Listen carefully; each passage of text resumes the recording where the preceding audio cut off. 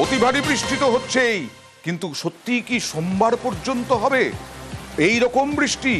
কথা বলবো বিশ্বজিতের সঙ্গে। বিশ্বজিৎ, দক্ষিণবঙ্গে বিশেষ করে গত রাত থেকে যা বৃষ্টি শুরু হয়েছে এবং তাতে কলকাতা শহরের যা অবস্থা, জেলার যা অবস্থা, এই বৃষ্টি কি এরকম ভাবেই চলবে?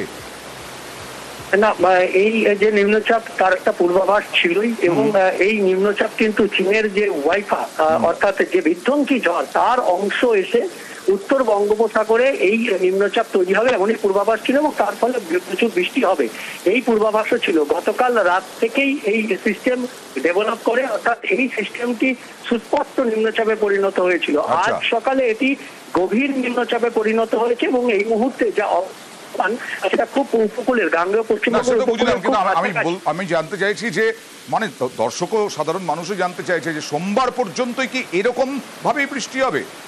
না, এরকম বৃষ্টি হবে না, কারণ এই মুহূর্তে কলকাতার উপর দিয়ে মৌসুমী অক্ষরেখা গেছে এবং তার উপর উপকূলের কাছাকাছি রয়েছে এই গভীর নিম্নচাপ।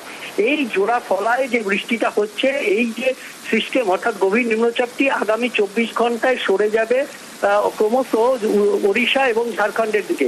কাজেই আগামী 24 ঘন্টা পর ডেভেলপ হবে, অর্থাৎ বৃষ্টি কমবে, তবে একেবারে ছেড়ে যাবে এমনটা নয়। বিক্ষিপ্তভাবে ভারী বৃষ্টি কিন্তু চলতে থাকবে এবং বলো অতি ভারী বৃষ্টির সতর্কতা রয়েছে আগামী মঙ্গলবার। সোম মঙ্গলবার বৃষ্টি বাড়তে পারে, মঙ্গলবার আবার নতুন করে বৃষ্টি বাড়বে। একটু উত্তরবঙ্গের খবরটা জানতে চাইবো।